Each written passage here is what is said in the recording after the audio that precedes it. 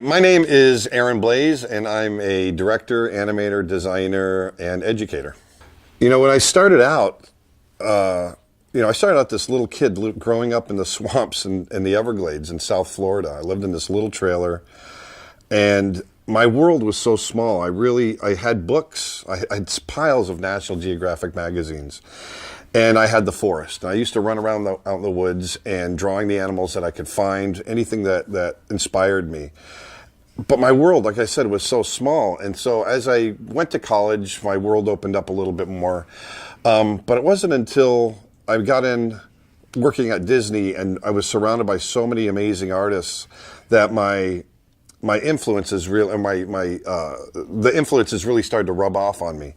And, but even that, it was so long ago, and it was so sort of small. I mean, because we never had anything like CTN or any kind of conventions in that way where we could get together with like-minded people. And so now when I come to CTN and I get together, I mean, this is the one event, because I work from home, this is the one event that we really look forward to each year, just because I'm sitting all year long in my studio by myself, with Nick, kind of doing our thing, and it's nice to have that once a year time to go and rub elbows with other artists and be influenced and see what they're doing and be inspired, and that's a huge deal for me. My story, as far as animation goes, is somewhat unique compared to a lot of other guys, I guess, that got into the industry. I never had any intention of ever being an animator. My big intention when I was young is I wanted to be a National Geographic illustrator. And so I went to college to do that, to be an illustrator. I majored in illustration. This is back in the late 80s. And it wasn't until I found out that National Geographic didn't have staff illustrators. They freelanced everything. And so I literally needed to figure out, okay, what am I going to do with my career? Completely starting over. And lucky for me, there's two companies that were coming to interview at my school. One was Hallmark Cards, and the other one was Disney. And it just happened to be that Disney was first, and I put together a portfolio of my animal drawings and my figure drawings, and I showed it to them, and I got into this little internship, this little 6-week internship back in 1988 to learn animation. And lucky for me, I was paired up with a guy named Glenn Keane, who is probably one of the best contemporary animators alive today.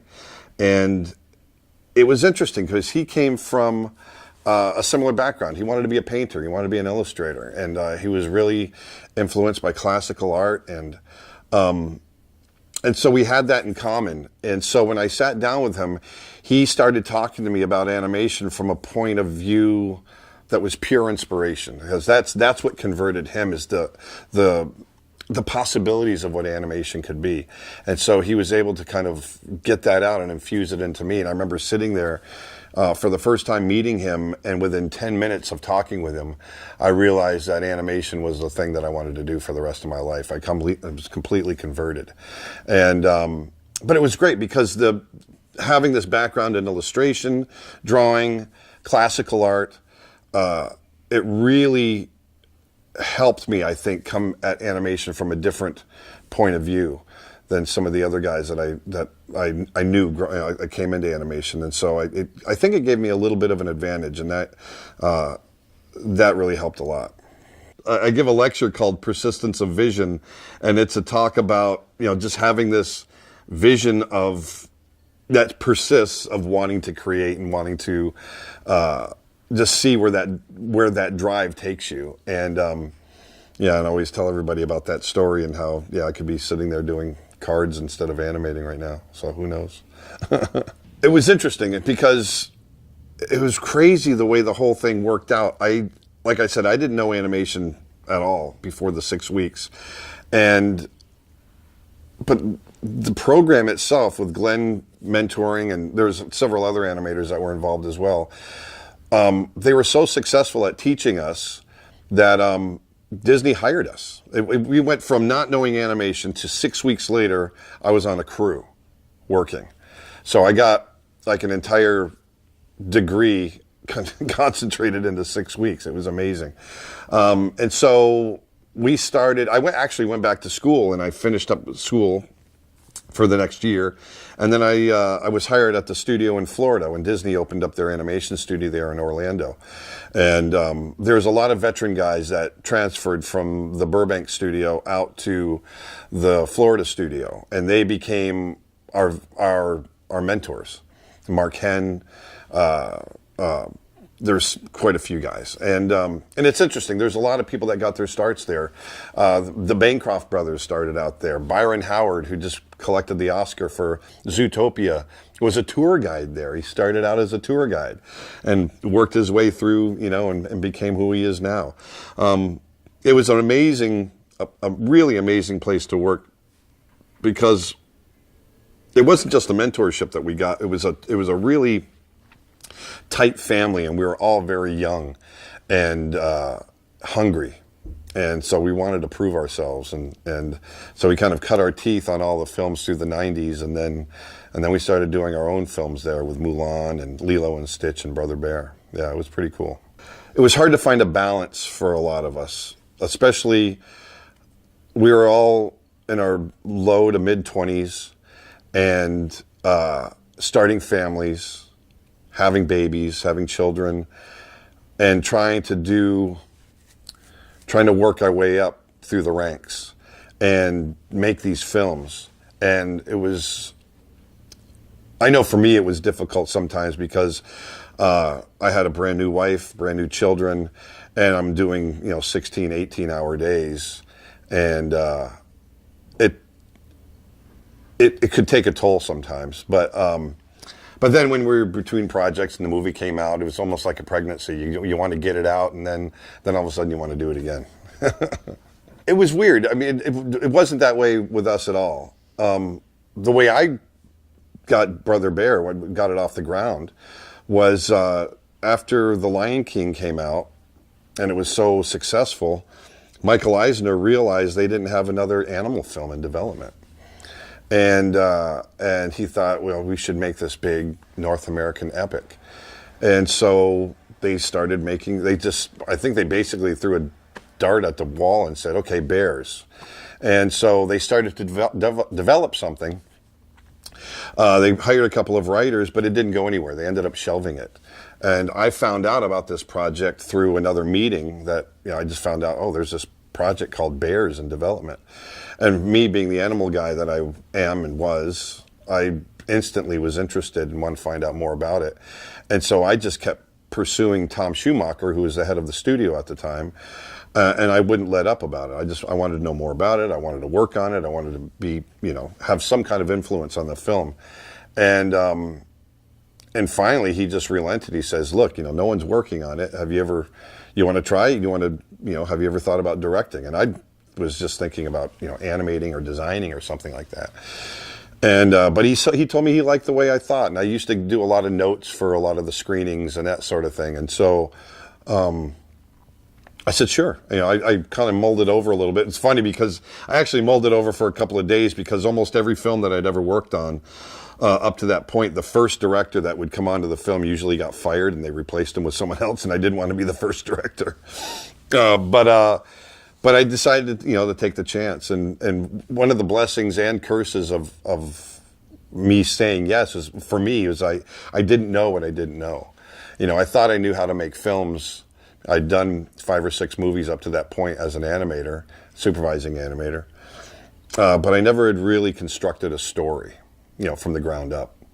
And so we were all really green, but we did it. We pulled it together. We had a very patient executive staff that kind of guided me through the process. And so that's kind of how the movie got off the ground for us there. But there's so many different ways that these films get made, how they get off the ground. A story guy has an idea. There's usually a nest of directors at the studio that kind of continually pump out ideas and that sort of thing. The way they're being done now, I don't know. I'm not sure. It's been a while since I've been in the mix, but I know back then, if we had an idea, we could bring it to the studio, and we had the Gong Show. It was a really cool thing that we'd get together with the executives, or anybody in the studio could get together with the executives, and they'd have a pitch, and they could pitch anything, and it either got gonged or it didn't, you know.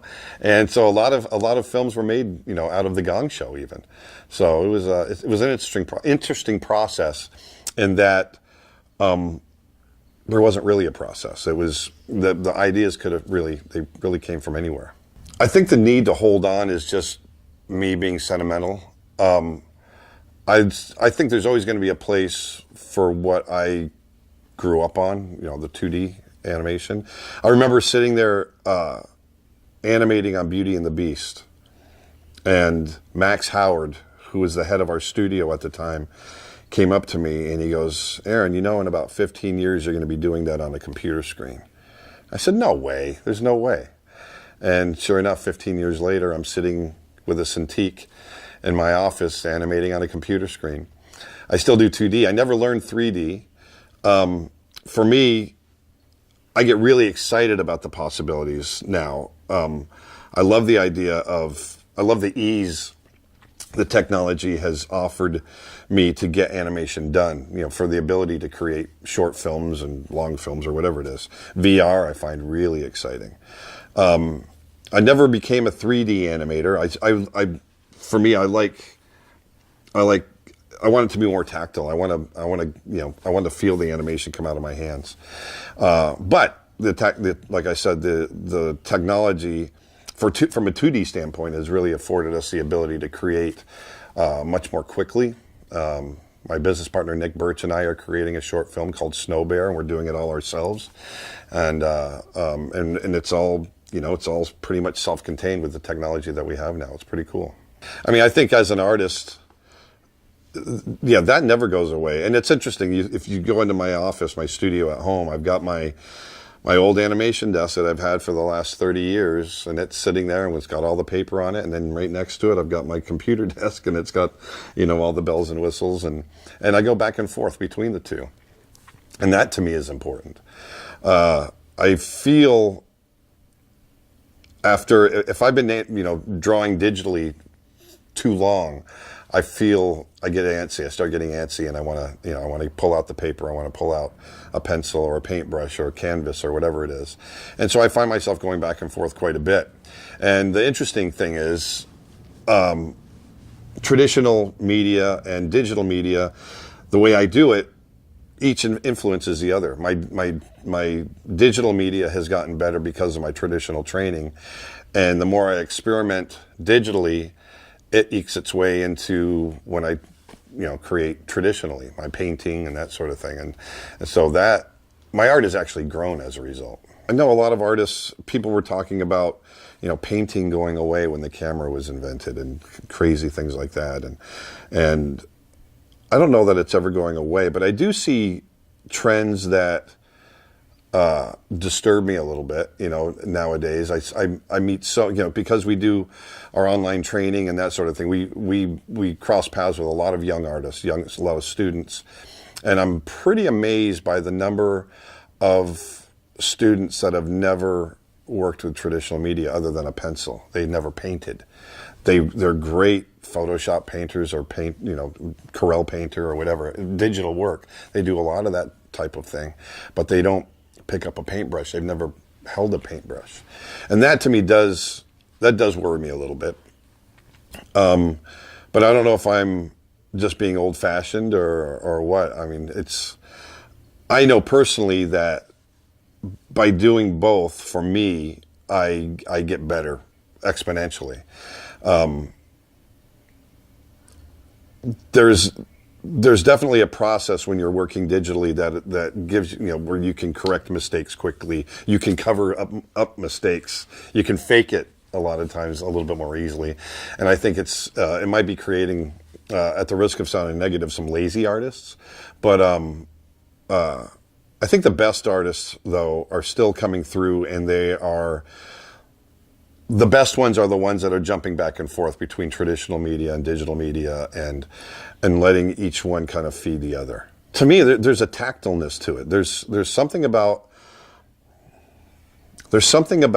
learning technique for different mediums. Watercolor obviously is different than acrylic, which is different than oil, which is different than charcoal, which is different than pastel. And by learning these different techniques and mastering them, there's something about, you can create an effect with watercolor. I can blend color a certain way with oil paint, and that look or whatever it might be that I'm trying to create in a painting. When I jump over to working digitally, my biggest thing when working digitally is I don't want it to feel like a digital painting. I want it to feel natural. And so it's learning it's those traditional techniques that I've learned over the years that allow me to kind of go for that look and apply some of those ideas to a digital piece of art and make it feel a bit more natural. I don't know if that makes sense or not, but it's definitely, it's the craftsmanship, that you learn with traditional art that I think helps you become a bit more of a disciplined artist when it comes to working digitally. I hear people say, "Well, I'm trying to get this look in digital. I'm trying to get or you talking about trying to emulate Tyrus Wong," when in actuality, they just pick up a paintbrush and some oil paint. They can do it much more easily, but they haven't had that experience. I guess that's what I was talking about a little bit earlier about these, younger artists that, not having tried digital or traditional media. That's definitely an art form it's kind of sliding away, and there's something so magical. I used to go to the animation research library, or the morgue they call it, where all the artwork is kept from each film. And I used to go to the Bambi section and pull out those drawers and these paintings that Tyrus Witt did, and to hold them, and you can see the relief of the paint on the paper or on the glass, because they did so many multi-plane shots. It's magical. It's really incredible, and it's a feeling that you can't get digitally. It's that you can only do it traditionally. It's amazing. It's pretty scary, and it's pretty awesome, for lack of a better way of putting it. I talk about this persistence of vision lecture that I give, and how there's, as long as you persist in this vision of wanting to create, it'll open doors for you, and opportunities will open that you don't even know are opportunities. I remember, it's that drive that got me through Disney, but then also I had tragedy. I was working on a film called The King of the Elves, and during the process of making that film, my wife was diagnosed with breast cancer, and 2 years into trying to get the film made, she passed away. And I remember that's when I kind of lost that vision. I lost that drive. I was so devastated. My kids were devastated. And I remember, struggling for 2 years trying to make that film, until ultimately I was taken off the film. We just couldn't pull it together. And I quit. I quit Disney. I knew I needed to make a new path. And here we are. That was 11 years ago when that happened. And here I am now. As a result of quitting and taking a new path, I'm happier creatively now than I've ever been. And so it's kind of a sobering, interesting way of looking at your life and the different paths that you take, because even tragedy, and this is something I try really hard to talk to young people about, that even tragedy can open up doors that you can't even imagine. And so here we are now, independent, and I remember when we started this business, I didn't want to go back to the studios. I wanted to do something where, if we made it, it was because of us. If we crash and burn, well, it's because we don't have no one to blame but ourselves. And it's just been amazing. It's really grown. We had this inspiration, early on. The inspiration behind it was Glenn Keane, who was my mentor. He was incredibly generous with his time, with his knowledge. And I started thinking about, we live in this day and age where we can share and teach and do these things on a global scale. And I thought, hey, I've got 30 years of experience behind me. Why don't we see if we can start sharing it and actually turn it into a business? And we can create our own films. We can go and talk to people. And I mean, just in the last year, I think we've been to 10 different countries and talking to students all over the world, and at the same time, creating our own content. And so, yeah, it's really gratifying to know that it's working out. And then, it started out really scary. It started out slow, but here we are. So it's cool. I think for me, I wouldn't say it's really new. I think there's some new, like TV Paint, for example, which is the software that I use to do my 2D animation. I've never really taken it all the way to making an entire, finished film. I've done a lot of pencil tests and that sort of thing in it. And so, that's going to be new for us. I mean, there's nothing like really groundbreaking. It's really, for me, it's taking some of that traditional ways of making art that I used to do and doing it a lot more. When I was at Disney, it was all about animation. I did, that was my job, 6 days a week or 5 days a week or whatever the schedule called for. And then I would paint and do little things on the side here and there. But now, I mean, our whole job is based on the idea of doing all kinds of different things and teaching it, and so that part of it is new. So, and in a good way, and that's why I think I'm so creatively happy now, because we're changing it up so often, and not just doing one thing. We're making film, we're doing painting, we're doing talking about storyboarding, we're talking about writing, we're talking about all kinds of different things, and so it never gets old. Yeah. That's great. Yeah, isn't that the truth, though? Art Yeah. never gets old. It doesn't. Never gets old. And I'm 50 years old. I've been drawing since I could hold a pencil, and I still get just as excited about it as a 50-year-old as I did when I was 3. It's incredible. I joke around with people saying, when I was born, when I started drawing, the Beatles were still a band, and Hendrix was playing guitar. But I can sit down and I still get lost in it. I still, forget what time it is, and all of a sudden 5 hours have gone by in the blink of an eye. Yeah, it's cool. It's always, for me, it's about what do you want for that finished product? What's it supposed to be? And for me, like for filmmaking, animating digitally, I'm working towards that finished story that I want you to watch up on the screen. So it's not completely necessary to have, the paper, although it's really cool to have a stack that you can just flip through. So that, we're definitely giving up things for the ease of production. But I agree. I mean, I love watercolor. I love charcoal and getting dirty, and yeah, it's awesome. On a smaller scale, we kind of lived through that with Brother Bear, because there was a guy named JG, Chinese painter, in our background department that I loved his style, his personal style of painting. It's just really beautiful, bold, chunky, very impressionistic landscapes that he would do. And I said, hey, that's what we want our backgrounds to look like for Brother Bear. I want you to teach the rest of the team how to do that. And it was tough. It was tough. It was months of those guys working and to learn how to do it. It's pretty cool. A lot of students will ask me about their portfolios, whether or not they should be one consistent style or should they change it up. And I always felt like, especially if you're working at a studio where you're going from film to film and the style is going to change, that you have to have that versatility and show an ability to change that style up.